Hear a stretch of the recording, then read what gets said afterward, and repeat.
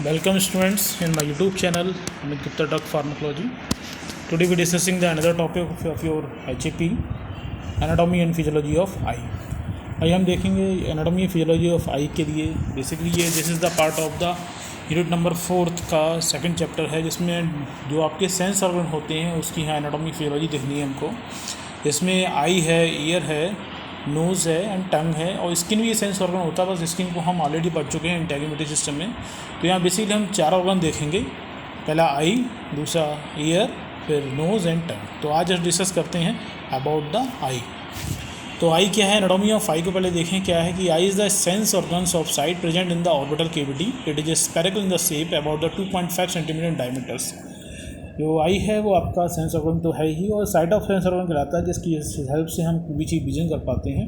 और ये बेसिकली आपका जो ऑर्बिटल केविटी होती है हमारे स्कल में, उसके अंदर प्रेजेंट रहती है, और ये स्पेरिकल शेप होती है, और इसका डायमीटर लगभग 2.5 सेंटीमीटर के बीच में होता है। और the wall of the eye wall is compose of 3 layer से कम्पोज होती है, 3 लेयर से बनी हुई है। सबसे बाहर जो लेयर होती है उसे हम आउटर फाइब्रस लेयर कहते हैं, बीच में जो लेयर होती है उसे मिडल वस्कुलर लेयर कहते हैं, और सबसे अंदर जो होती है वो इसे इनर वस्कुलर लेयर कहते हैं। जैसे आप देख रहे हैं, सबसे बाहर है sclera, it is the outermost layer, बीच में आपका कोराइड है जैसे मिडल लेयर है, और रेटिना सबसे इंटरनल लेयर है। ठीक है, तो इन्हीं चीज़ों को हम देखना है। सबसे पहले हम बात करते हैं किसकी, आउटर फाइब्रस लेयर की। It is the thick superficial layer of the eye wall that consist of 2 regions. ये 2 रीजन से बनकर बनी हुई होती है। आउटर लेयर होती है पोस्टीरियर स्क्लेरा और एंटीरियर कॉर्निया, यानी पीछे तरफ जो पोर्शन होगा उसको स्क्लेरा बोलेंगे, और आगे की तरफ जो बाहर का आउटर लेयर है that is the cornea. Sclera is from outermost layer of the posterior and lateral part of eye wall in continue anterior with the transparent cornea। तो स्केलरा जो है, जो आपका देख रहे हैं, जैसे ये पीछे का जो पार्ट है दैट इज द स्केलरा, और जो आगे जाके वो किस में बदल जाता है, कॉर्निया में आगे जाकर कॉर्निया का फॉर्मेशन करता है। जो पीछे वाला पार्ट क्या हो गया, आउटर मोस्ट लेयर का स्केलरा, और आगे वाला जो पार्ट होता है वो क्या है, कॉर्निया। तो स्केलरा क्या है, आउटर मोस्ट लेयर, पोस्टीरियर पीछे वाला पार्ट जो आई वॉल को फॉर्म करेगा स्केलरा, और कंटिन्यूस होता है, और आगे कॉर्निया को फॉर्म करता है। ठीक, उसके बाद जो पोर्शन है हमारे यहाँ, it is compose of dense connective tissue made of collagen fibre and fibroblast. ये जो आपका स्केलरा पोर्शन है बेसिकली आपका कनेक्टिव टिश्यू से बना हुआ है, जिसमें कोलेजन फाइबर्स के साथ में फाइब्रोब्लास्ट सेल्स भी पाई जाती हैं। अब जो आपका एंटीरियर पार्ट है वो क्या है, cornea. Cornea of the outer layer का जो एंटीरियर पार्ट क्या होना आता है, कॉर्निया, और पोस्टीरियर पार्ट क्या होना आता है, sclera. Cornea is a transparent region of the eye wall composed of epithelial tissue. It is a lack of blood vessels. Cornea is convex anteriorly and involved in the refracting light rays that help focus the light on the retina. तो cornea क्या है, transparent region of eye wall का बनाता है, जो epithelial tissue का बना हुआ है। इसमें ब्लड वेसल्स नहीं होती हैं, और ये जो कॉर्निया है ये कॉन्वेक्स शेप का होता है, जिस वजह से लाइट होती है वो आपकी रिफ्लेक्ट होके सीधे सीधे आपकी कहाँ पर फोकस करता है, रेटिना फोकस करता है, जिसकी वजह से हम विजन कर सकते हैं। इस वजह से हमें कोई भी लाइट जब रेटिना पड़ती है तो हम उस ऑब्जेक्ट को देख पाते हैं। तो कॉर्निया बेसिकली क्या है, आपका एपिथेलियल टिश्यू का बना हुआ है, जिसमें ब्लड वेसल्स नहीं है, कॉन्वेक्स शेप का होता है, और कॉन्वेक्स की वजह से लाइट का रिफ्लेक्शन कहाँ होता है, कॉर्निया पे होता है, कॉर्निया से रेटिना पे होता है। मिडिल लेयर से बात करते हैं, वेस्कुलर लेयर कह रहे हैं। इसका मतलब क्या है, इसमें ब्लड वेसल्स का प्रेजेंट होगी, ब्लड इसमें पास होता होगा, इसलिए इसे क्या नाम दिया, vascular layer. It is a middle layer of the eye wall that composed of 3 region से मिलकर बनी हुई है। तो जैसे इसमें कोराइड है जो आपका पोस्टीरियर पोर्शन है, फिर एंटीरियर में आपकी सिलियरी बॉडी होती है, और सबसे सामने फ्रंट में वो आइरिस होती है। तो discussing the 3 structures for one by one. Firstly be about the choroid. Choroid is the posterior portion of the middle layer that cover the most of the internal surface of sclera. Sclera के जो अंदर वाला portion है, posterior portion, जो cover कौन करता है, sclera करेगा। मिडिल लेयर कौन बनाता है, कोराइड बनाता है, स्केलरा के जस्ट नीचे। It contain various blood vessels, मैंने आपको बताया था वस्कुलर लेयर है तो उसमें ब्लड वेसल्स प्रेजेंट होंगी, साथ में soft connective tissue, pigment cells, melanocytes and melanin produce जो पिगमेंट करता है वो इसमें प्रेजेंट रहती हैं, जिसकी वजह से इसके अंदर जो स्ट्रक्चर जो होगा वो आपका ब्लैकिश हो जाता है। एंड सॉफ्ट टिश्यू का बना हुआ है, इसमें पिगमेंट सेल्स भी हैं, मेलनोसाइट्स होती हैं जो कि मेलनिन का प्रोडक्शन करती हैं। फिर उसके बाद आते हैं हम सिलियरी बॉडी पे। जैसे थोड़ा आगे बढ़ेंगे, जैसे आप स्ट्रक्चर देख सकते हैं, ये जो आपकी क्या है, सिलियरी बॉडी है, ये आपकी क्या है, सिलियरी बॉडी है। और ये पोर्शन क्या था जो मिड लेयर में, वो क्या था, आपका कोराइड था। मिड लेयर कोराइड बना रहा है, मिड लेयर पीछे वाला कोराइड बना रहा है, और ये क्या आपकी सिलियरी मसल्स है, या सिलियरी बॉडी कह सकते हैं। इट इज सील्डी बॉडी जो anterior continuation of the choroid continuous of ciliary muscles and ciliary process. ये आपके जब एंटीरियर पोर्शंस को बनाते हैं कोराइड से होते हुए जो एंटीरियर पोर्शन बनेगा वो सील्डी बॉडी से बना होता है, जिसके अंदर सील्डी मसल्स सील्डी प्रोसेस भी प्रेजेंट होते हैं। अब सील्डी बॉडी से आगे बढ़ेंगे सब एंटीरियर पार्ट में, तो आपके आएंगे सीधे सीधे आयरिश पोर्शन आएंगे। जो आपको ब्लैकिश पोर्शन दिख रहा है that is the iris portions. जो आप ये देख रहे हैं ये क्या होता है, आयरिश पोर्शन होता है। ये वाला पोर्शन जो आपके चारों तरफ दिख रहा है that is the iris portions. तो आयरिश पोर्शन जो है this colour portion of the eyeball that extend anteriorly from ciliary body and suspended between the cornea and lens. तो आइरिस जो होगा वो आपका कलर पोर्शन होता है, जैसे आपका किसी में ब्राउन होता है, किसी में ब्लैक होता है, किसी में ब्लू होता है। तो वो जो ब्लू ब्राउन ग्रीन जो पोर्शन है वो क्या है, आइरिस है। जो ये आइरिस है आईबॉल के एक्सटेंड प्रेजेंट होगा और ये बेसिकली सीधी बॉडी से लगा हुआ होता है, suspended between the cornea and lens, और कॉर्निया और लेंस के बीच में होता है। कॉर्निया आगे वाला पोर्शन होता है, कॉर्निया के पीछे क्या हो आइरिस होती है, आइरिस के पीछे क्या होता है, लेंस होता है। तो कॉर्निया और लेंस के बीच में क्या प्रेजेंट होता है, आइरिस। जैसे आप देख रहे हैं ये लेंस हो गया और ये क्या हो गया, कॉर्निया हो गया, और बीच में क्या प्रेजेंट है, ये आइरिस प्रेजेंट है। ठीक है। अब आते हैं inner nervous layer of retina. जो सबसे अंदर लेयर होगी जिसे हम रेटिना या नर्वस लेयर के नाम से आते हैं, क्योंकि इसमें क्या होंगे, न्यूरॉन्स होते हैं, बहुत सारी नर्व सेल्स होंगे, इसलिए इसे क्या बोला गया, inner nervous layer. The retina is the innermost layer of the eyeball. It is A consist of pigmented layer and neural layer. ये पिगमेंटेड लेयर होगी क्योंकि इसमें बहुत सारा पिगमेंट रिलीज होता है, मेलानिन पिगमेंट। साथ में न्यूरल लेयर कह रहे हैं क्योंकि इसमें बहुत सारी नर्व सेल्स प्रेजेंट होती हैं जो हमारे विजन को सेंसेशन को ब्रेन तक लेके जाएंगी। The pigmented layer consist of seat of melanin containing epithelial cells. और पिगमेंटेड लेयर जो होती है वो आपके मेलानिन सीट का मेलानिन कंटेनिंग एपिथेलियल सेल्स का फॉर्मेशन करते हैं। अटैच होता है कोराइड के साथ में, मिडिल लेयर के साथ में। This layer absorb the light and prevent the scattering light with in the eyeball. और ये जो जितना भी पोर्शन जो होता है आपका कोराइड का, जो पिगमेंट की वजह से बना हुआ होता है, कवरिंग लेयर होती है, ये बेसिकली क्या करती है, लाइट को एब्जॉर्ब कर लेती है। क्योंकि ये क्या होगी, ब्लैकिश पोर्शन होगा, आपको पता है ब्लैक जो भी पोर्शन होता है वो रेडिएशन को एब्जॉर्ब कर लेता है, जिसकी वजह से लाइट की स्कैटरिंग ना होगा। सीधे लाइट कहाँ पड़ती है, जो भी लाइट पहुँचेगी सीधे कहाँ पहुँच के आपकी रेटिना पहुँचेगी, जिससे डबल विजन जैसी प्रॉब्लम नहीं होती है, विजन क्लियर आपको दिखता है।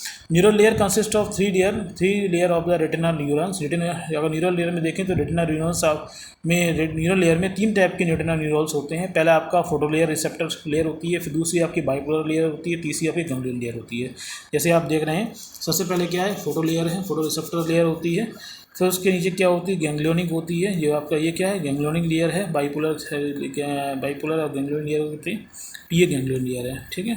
तो गैंग्लियन लेयर, बाइपोलर और फोटो रिसेप्टर, तीन बताया था, बाइपोलर सेल्स, गैंग्लियन सेल्स और फोटो रिसेप्टर। तो बाइपोलर सेल कौन सी है, बाइपोलर सेल आपकी ये वाली है, गैंग्लियन सेल ये वाली है और फोटो रिसेप्टर ये वाले हैं। तो तीन है, फोटो रिसेप्टर, बाइपोलर सेल्स और गैंग्लियनिक सेल्स। तो तीन टाइप की इसमें न्यूरॉन लेयर में न्यूरॉन्स होती हैं, टाइप ऑफ न्यूरॉन्स होते हैं। The photo layer present on the pigmented layer and consists of a specialized cell called photoreceptor that include the rod cell, cone cells. तो फोटोरिसेप्टर लेयर होती है जो pigmented layer के ऊपर, इसमें स्पेशलाइज टाइप की फोटोरिसेप्टर सेल्स होते हैं, जिसमें आपकी बेसिकली दो सेल मेन होती हैं, एक रॉड सेल होती है, कोन सेल होती है। तो photoreceptor cell containing a photosensitive pigment that process the visual data convert into the light rays into the nerve स्लेज। और जो फोटो रिसेप्टर के अंदर एक फोटोसेंसिटिव पिगमेंट है वो क्या करता है, इन रॉड सेल कोन सेल के अंदर ही फोटोसेंसिटिव पिगमेंट होता है। वो पिगमेंट का काम क्या होता है, जो विजुअल डाटा है, जो विजुअल डाटा आपके रेटिना में रिसीव हुआ है, उसको बेसिकली ये जो लाइट रेट्स से रिसीव हुआ है उस लाइट रेट्स को नर्व इम्पल्स में चेंज कर देते हैं। और ये नर्व इम्पल्स जब हमारे ब्रेन में पहुँचते हैं तो हम किसी भी इमेज को रिकॉग्नाइज कर सकते हैं, एनालाइज कर सकते हैं और उससे समझ सकते हैं। तो मतलब रॉड सेल, कॉन सेल जो होती हैं बेसिकली इनका काम क्या होता है, ये काम क्या करते हैं, जो रेडिएशन हमारे रेटिना पड़ रहे हैं उन रेडिएशन के लाइट्स को नर्व इम्पल्स में चेंज करने का काम होता है, किसका, रॉड सेल और कोन सेल का। और इन्हीं की वजह से हम किसी भी चीज़ को विजुलाइज कर पाते हैं, रंग से समझ पाते हैं।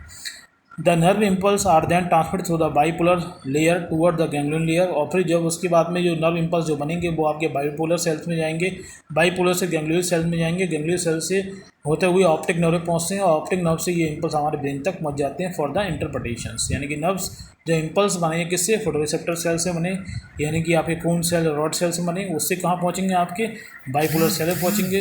और बाइपोलर सेल से कहाँ पहुँचते हैं, गैंग्लियोनिक सेल में पहुँचते हैं। ठीक है, ठीक इस तरीके से आपका ब्रेन में इम्पल्स पहुँच जाते हैं। फिर नेक्स्ट स्ट्रक्चर है लेंस। तो lens is elastic and perfectly transparent body structures होता है just behind the iris portions होता है। ये इलास्टिक नेचर का है, ट्रांसपेरेंट बॉडी प्रेजेंट है इसके पीछे, और ट्रांसपेरेंट स्ट्रक्चर होगा आइरिस के जस्ट पीछे, और ये आई वाल केविटी में जाऊँगा। It is only structure of I that change the reflective power, और ये रिफ्लेक्टिव पावर चेंज हो जिससे की वजह से हम दूर का पास का जो विजुअल डाटा देख पाते हैं, वो रिफ्लेक्टिव पावर चेंज होती है देख पाते हैं। And therefore light rays that can enter eye by the lens and help the focus them on the retina and facilitate the clear vision।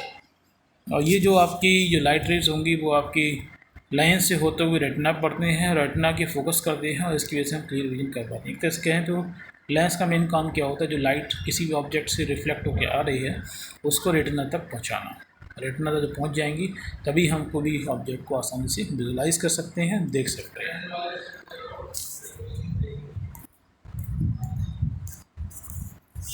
ठीक है, अब आते हैं फिजियोलॉजी ऑफ विजन्स। किसी भी ऑब्जेक्ट को हमें देखने के लिए क्या क्या चीज़ें हम कैसे हम देख पाएंगे, ये हम देखते हैं। क्या मैकेनिज्म होती है विजन के लिए, वो देख लेते हैं। तो optic elements of eye focus the image of an object of light sensitive film retina. तो optic elements of eye focus the image of an object on the light sensitive film retina, यानी कि जो हम किसी भी optical object जिसको हम देख रहे हैं वो हम तभी देख पाते हैं जब उसकी इमेज हमारी रेटिना के बनती है। जब तक लाइट जब हमारी रेटिना पे नहीं पहुंचेगी तब तक हम इस चीज़ को नहीं देख पाएंगे। This image is process by the photoreceptor sales of the retina and convert the light raise into the nerve impulse. और जब ये लाइट रेड्स हमारे फोटोरिसेप्टर सेल्स ऑफ रेटिना पहुँचते हैं और वो फोटोरिसेप्टर सेल्स क्या करते हैं, लाइट रेड्स को हम नर्व इम्पल्स में चेंज करेंगे, और नर्व इम्पल्स में चेंज होने की वजह से ये नर्व इम्पल्स क्या चेंज हो जाएंगे, और nerve impulse are then carried out by optic nerves, और नर्व इम्पल्स हमारी ऑप्टिक नर्व्स से होते हुए विजुअल डाटा को visual area of cerebral hemisphere में पहुंचा देते हैं, जिसकी वजह से हम किसी भी ऑब्जेक्ट को हम आसानी से देख पाते हैं। Physiology of vision it can divide into two main part. तो ये तो बात हुई हमारी मेन बात कि हम कैसे किसी चीज़ को देख पाते हैं। कैसे देख पाते हैं, जब किसी ऑब्जेक्ट का इमेज हमारी रेटिना पड़ती है। अब वो रेटिना में जो हमारे फोटोरिसेप्टर सेल्स हैं उसको उस लाइट रेज जो हमारी रेटिना पहुँचते हैं उस लाइट रेड्स को नर्व इम्पल्स में चेंज करते हैं। फिर नर्व इम्पल्स हमारे ऑप्टिक नर्व्स की हेल्प से वो नर्व इम्पल्स जो चेंज बने हुए हैं उन ऑप्टिक नर्व्स की हेल्प से हमारे visual area of cerebral hemisphere पहुँचेंगे, तब हम किसी चीज़ को इमेज को विजुलाइज कर पाते हैं, समझ पाते हैं। तो ये कैसे होता है, बेसिकली जो विजन है वो तीन पार्ट में हम दो पार्ट डिवाइड करते हैं। पहला फोकसिंग पार्ट और दूसरा फोटोरिसेप्टर पार्ट। फोकसिंग पार्ट का मतलब है किस तरीके से कोई ऑब्जेक्ट है उसकी इमेज हमारी रेटिना पर बनी, this is the focusing part में आएगा। फिर फोटोरिसेप्टर पार्ट में हम वो बात करेंगे कि जो इमेज हमारी रेटिना बनी है वो हमारी नर्व इम्पल्स में कैसे चेंज होती है, वो आपका फोटोरिसेप्टर पार्ट में आएगा। तो पहले फिर are discussing firstly the focusing part. The various process are involve in the focusing of light rays on retina. First is the reflection of light rays, second is the accommodations, third is the change in the pupil size। तो reflection of light raise से होता है accommodation और change on in pupil size की help से कोई भी हमारा ऑब्जेक्ट की जो लाइट रिफ्लेक्ट होकर आ रही किसी ऑब्जेक्ट से जिसको हम देखना चाह रहे हैं उसकी लाइट हमारी रेटिना पे पहुंच पाती है। तो ये तीनों चीज़ पहले देख लेते हैं। रिफ्लेक्शन ऑफ लाइट रेज क्या होता है, the light raise reflect by object enter the I, they pass through the conjunctiva, the cornea, aqueous humour और lens, and the part are denser than air and reflecting the light rays passing through the eye to focus on the retina। यानी कि जो light rays हमारे किसी object से reflect होकर आ रही हैं वो हमारे आई में जाती हैं, आई में पास कंजक्टिवा से होंगी, फिर कॉर्निया से होंगी, एक्वस ह्यूमर से होंगी, लेंस से होंगी। बहुत सारी मीडियम उससे पास हो रही है और ये मीडियम क्या है, बहुत ज़्यादा डेंस है as compare to the air का, जिसकी वजह से क्या होती है लाइट रेज, वो जो लाइट रेज होती हैं वो आपकी रिफ्लेक्ट होती हैं और वो रिफ्लेक्ट होकर उनका फोकस सीधे कहाँ बनता है, हमारी रेटिना पे बन जाता है। जैसे आप ये देख रहे हैं रिफ्लेक्शन आपने समझा होगा, जैसे लाइट ये आई फिर इस तरह से हो गई, दिस इज द रिफ्लेक्शंस, ये आई ये हो गई रिफ्लेक्शंस। फिर आता है accommodation, second part, the various adjustments in the eye to see near and distance object clearly are called accommodation. किसी भी ऑब्जेक्ट जो नियर है, जो पास में है, जो दूर है, उसको हम क्लियर देखने के लिए हम एकोमोडेशन की हेल्प से उस ऑब्जेक्ट के रिफ्लेक्शन को रेटिना पर डालते हैं। तो एकोमोडेशन कैसे होता है, it is a process by way the light rays from a near और distance object to focus on retina. ये रिकमेंडेशन की हेल्प से क्या होता है, जो चाहे दूर का ऑब्जेक्ट हो तो उसकी भी लाइट की रिफ्लेक्ट हमारे रेटिना पहुंच जाती है, और एकोमोडेशन चेंज करेंगे तो फिर नियर का ऑब्जेक्ट की भी लाइट हमारी रेटिना पर पहुंच पाएगी, तो हम उसकी बेसिकली देख पाएंगे। और ये जो एकोमोडेशन होता है ये आपकी सिलियरी मसल्स और सस्पेंसिव लिगामेंट की हेल्प से होता है। It is done with the help of ciliary muscles and suspensive ligaments. जैसे आपका ये एकोमोडेशन सिलियरी मसल्स हैं, इनकी हेल्प से जब ये सिलियरी मसल्स रिलैक्स हो जाएंगी तो ये लेंस क्या होगा, डेंस कम हो जाएगा, मतलब उसकी डेंस, इसकी थिकनेस कम हो जाएगी। थिकनेस कम होगी, दूर का ऑब्जेक्ट आसानी से हमारी रेटिना पे ऑब्जेक्ट की जो इमेज है हमारी रेटिना पर आसानी बन जाती है।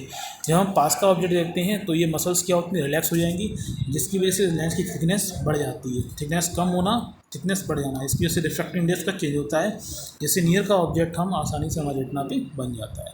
तो ये इसी वजह से हम क्या होते हैं, कोई भी इमेज होती है एकोमोडेशन की हेल्प से हमारी रेटिना बन पाती है, तो हम किसी भी ऑब्जेक्ट को देख पाते हैं। एकोमोडेशन कैसे हो रहा है, सिलियरी मसल जब कॉन्ट्रैक्ट होंगी, जब उसका डायमीटर कम होता है लेंस का तो दूर का ऑब्जेक्ट दिखने लगता है। जब सिलियरी मसल्स रिलैक्स होती हैं तो उसका डायमीटर ज़्यादा हो जाता है, इसकी थिकनेस ज़्यादा हो जाती है, जिसकी वजह से पास की जो ऑब्जेक्ट की रिफ्लेक्शन होता है वो हमारे रेटिना बनेगा और हम इमेज को आसानी से देख पाएंगे। ठीक है, फिर आता है pupil in change in pupil size. A bright light consist the pupils reduce the width of beam lights enter through eyes and so that pass through the lens and prevent the blood vision. अब pupil size का छोटा बड़ा होना वो इसमें depend करता है। अगर बहुत ज़्यादा लाइट आ रही हो तो पीपल साइज छोटा हो जाएगा, बहुत कम लाइट है तो पीपल साइज बड़ा हो जाएगा। यानी ब्राइट लाइट पे क्या होता है, पीपल साइज कॉन्स्ट्रक्ट होता है, छोटा कॉन्ट्रैक्ट होंगी, जिसकी वजह से जो पीपल साइज होगा रिड्यूस हो जाएगा, और जिसकी वजह से ज़्यादा लाइट हमारी रेटिना में नहीं पहुँच पाए, जितनी ज़रूरत है उतनी पहुँच पाए, जिससे कि ब्लड विजन पॉसिबल नहीं है। ज़्यादा लाइट हमारी रेटिना पहुँचेगी तो हम क्या होगा, ब्लड विजन हमको ऑब्जर्व होगा, जो प्रिवेंट करता है ब्लड विजन के लिए। अगर ब्राइट लाइट होगी तो पीपल साइज छोटा हो जाता है, पीपल साइज रिड्यूस होने की वजह से ब्राइट लाइट कम पहुँचेगी, विजन हमारा क्लियर होगा, ब्लड विजन नहीं होगा। इन डिम लाइट में क्या होता है, जो हमारी रेडियल मसल्स होती हैं आईरिस की वो रिलैक्स हो जाती है, जिसकी वजह से पीपल साइज क्या हो जाएगा, बड़ा हो जाता है। डायलेट होने पर पीपल साइज बड़ा हो जाएगा। पीपल साइज जब बड़ा हो जाएगा तो डिम लाइट में ज़्यादा लाइट हमारी रेटिना पहुँचे, जिससे हम किसी ऑब्जेक्ट को देख पाएँ, जिसके वजह से फोटोरिसेप्टर एक्टिवेट हो पाएगा। एंड डिम लाइट में पीपल साइज छोटा होगा और ब्राइट लाइट में पीपल साइज बड़ा हो जाता है। तो ये तीनों चीज़ें हैं, reflection light rays, accommodation, change in the pupil size की हेल्प से हम किसी भी ऑब्जेक्ट को हम देख पाते हैं। ठीक है, जैसे पीपल साइज इसमें देखिए, इसमें रिलैक्स होने कंडीशन ब्राइट लाइट है तो क्या होगा, और छोटा है, इसमें क्या है, बड़ा है। ठीक है, छोटा बड़ा। अब आते हैं फोटोरिसेप्टर्स पे। फोटोरिसेप्टर क्या करते हैं, फोटोरिसेप्टर मैंने बताया था, the retina consist of specialized cells called photoreceptors. इसमें दो टाइप के होंगे, rod cell and cone cell. तो रॉड सेल्स जो होते हैं वो स्टिमुलेट करते हैं लो इंटेंसिटी लाइट के लिए, डिम लाइट के लिए, और they do not produce a colour visions and the photo pigments present in the rod cell is rod of cells. तो रॉड सेल्स होती हैं basically low intensity of light होती है, इनको ऑब्जर्व उसकी वजह से स्टिमुलेट होती हैं, और ये कलर विजन ना प्रोड्यूस करके केवल black and white vision produce करते हैं। तो रॉड सेल में जो रॉड सेल प्रोग्राम होता है उसकी वजह से हमें क्या, जो रात शाम को सुबह जो विजन में दिखता है वो स्पेशली रॉड सेल की हेल्प से पाता है, जिसमें हम कलर आइडेंटिफाई नहीं कर सकते। But the cone cell are sensitive to the bright light. Bright light के फिजिक्स सेंसिटिव कौन होते हैं, कोन सेल होते हैं, and produce a colour vision. The cone cell contain 3 different pigments होते हैं, जिसमें 3 टाइप ऑफ कोन्स होंगे, जिसमें ब्लू कोन होगा तो उसमें साइनॉप्सिन होगा, ग्रीन कोन होता है उसमें आपका आइडॉप्सिन होता है, और इसके अलावा आपका रेड कोन होगा उसमें पोरोफाइरिन होता है। तो ये अलग अलग टाइप के पिगमेंट्स होते हैं, जिसकी वजह से कलर विजन पॉसिबल हो पाता है। लेकिन कलर विजन के लिए ब्राइट लाइट जरूरत पड़ती है, ब्राइट लाइट की वजह से ही कौन सेल होते हैं वो आपके सेंसिटिव होते हैं, स्टिमुलेट होते हैं, और कलर विजन पॉसिबल हो पाता है। तो क्लियर अगर बात करें तो बात ये है कि रॉड सेल डिम लाइट में विजन की रिस्पॉन्सिबल होती है, और कोन सेल जो होती है वो आपकी ब्राइट लाइट में विजन की रिस्पॉन्सिबल होती है। रॉड सेल से आपका विजन जो होगा ब्लैक एंड वाइट होता है, और कोन सेल से जो विजन होगा आपको कलर विजन पॉसिबल हो पाता है। ठीक है, तो फिर ये जो फोटोरिसेप्टर लेयर होती है ये पिगमेंटेड लेयर है, ये इसमें कोन और रॉड सेल्स होती हैं, वो क्या करेंगे आपके विजुअल डाटा को, जो विजुअल डाटा है यानी convert the light ray to the nerve impulse में चेंज कर देंगे, और ये nerve impulse then transfer to the bipolar cells से गैंग्लिया सेल में पहुँचेंगे, और गैंग्लिया सेल से ये होते हुए कहाँ पहुँचते हैं, ऑप्टिक नर्व में पहुँचेंगे, फिर ऑप्टिक नर्व से होते हुए हमारे ब्रेन में पहुँचेंगे, जिससे इंटरप्रिटेशन करेंगे ब्रेन में, और हम किसी भी ऑब्जेक्ट को देख पाते हैं। तो both rod and cone cell contain lights and pigment, photo pigment होते हैं। लाइट रेट्स जो होती हैं वहाँ पे केमिकल चेंज करती हैं फोटो पिगमेंट्स के अंदर, जिसकी वजह से फोटो रिसेप्टर सेल्स होती हैं वो नर इम्पल्स जनरेट करते हैं, और नर इम्पल्स जनरेट होने की वजह से क्या होते हैं, ये नर इम्पल्स हमारे ऑक्सीपिटल लोब्स में सेरेब्रम एरिया में पहुँचते हैं बाई द ऑप्टिक नर्व्स। हम किसी भी विजन को इंटरप्रेट कर पाते हैं, समझ पाते हैं। अब आते हैं फंक्शन ऑफ आई में। तो मेनली ह्यूमन आई के function digital like camera like vision होता है, और दूसरा है कि आपका क्लियर विजन और कलर ऑब्जेक्ट को देखने के लिए भी रेटिना के हेल्प से हो पाता है। इसके अलावा इसका फंक्शन टीयर रिड्यूस करना होता है। टीयर इंपॉर्टेंट होता है हेल्दी आई के लिए, लुब्रिकेशन के लिए और डाइवर्स को हमारे आई से निकालने के लिए। डिसऑर्डर कुछ हैं इसकी। तो पहले कंजक्टिवाइटिस है। कंजक्टिविटी में इन्फ्लामेशन ऑफ कंजक्टिवा लेयर में होता है, पारवाई लेयर में आता है, जिसमें कि बैक्टीरिया इन्फेक्शन की वजह से या कोई इरिटेंट पहुँच जाए तब हो जाता है। ग्लूकोमा कंडीशन है, जिसमें कि हमारा इंट्राऑकुलर फ्लूइड बहुत ज़्यादा बढ़ जाता है। It is a condition increase the intraocular pressure in anterior chamber due to the impair drainage of aqueous fluid. जो एक्वस फ्लूइड है वो आपका बाहर नहीं निकल पा रहा है, ज़्यादा एक्वस फ्लूइड होने की वजह से इंट्राऑकुलर प्रेशर बढ़ जाता है, तो इस कंडीशन ग्लूकोमा कहते हैं। Increase intraocular pressure resulting the irreversible destructions of retina neurons. और ज़्यादा एक्वस ट्यूमर बढ़ने की वजह से, विट्रो ट्यूमर की वजह से क्या होता है, हमारे रेटिना सेल डैमेज होने लगती हैं, जिससे विजन डिस्टर्ब हो जाता है। कैटरेक्ट भी कंडीशन है, जिसमें जो loss of transparency of lens के आसपास कुछ प्रोटीन स्ट्रक्चर एक्यूमुलेट हो जाते हैं, जिससे कंडीशन जो या कोलेस्ट्रॉल जैसे स्ट्रक्चर एक्यूमुलेट हो जाते हैं, जिससे कैटरेक्ट कह देते हैं। तो ट्रांसपेरेंसी जो लेंस की होती है वो चेंज हो जाएगी। Structure in lens protein it usually develop during the old age and may also by injury and expose the UV and x-rays की वजह से हो सकता है। फिर night blindness, colour blindness. Night blindness को हम नाइट्रोपोनिया के नाम से जानते हैं। ये basically difficult possibility low light में विजन में आसानी नहीं हो पाता नाइट ब्लाइंडनेस की कंडीशन में, क्योंकि ये इस डिसऑर्डर में क्या हुआ, रॉड सेल जो रेटिना की होती हैं वो आपका रिस्पॉन्स प्रॉपर नहीं दे पाएंगी, क्योंकि रॉड सेल्स का मैंने बताया था डिम लाइट की विजन की रिस्पॉन्सिबल होती है। तो रॉड सेल काम नहीं करेंगे तो नाइट विजन पॉसिबल नहीं है। कलर ब्लाइंडनेस में क्या होता है कि कलर ब्लाइंडनेस में जो हमारा ये जो कलर कोन सेल होते हैं वो काम नहीं करेंगे। जो कोन सेल काम नहीं करते हैं तो ब्लड में प्रॉपर नहीं कर पाते, उस कंडीशन में हम किसी भी कलर को आइडेंटिफाई नहीं करेंगे। ब्लू को ग्रीन से ब्लू को आइडेंटिफाई नहीं कर पाएंगे, जैसे उसको डिफ्रेंटिएट नहीं कर पाएंगे इन कंडीशन ऑफ कलर ब्लाइंडनेस। तो ये मेन डिसऑर्डर आई के थे। तो इस तरीके से आपका आई कंप्लीट हुआ। अगर आपको वीडियो समझ में आया हो तो लाइक ज़रूर कीजिएगा, और आपको लगता है ये किसी को हेल्पफुल होता है तो ज़रूर शेयर कीजिएगा, और आपने अब तक मेरे चैनल को सब्सक्राइब नहीं किया तो सब्सक्राइब कीजिएगा। नेक्स्ट वीडियो में मिलेंगे नेक्स्ट टॉपिक के साथ में, तब तक के लिए थैंक यू।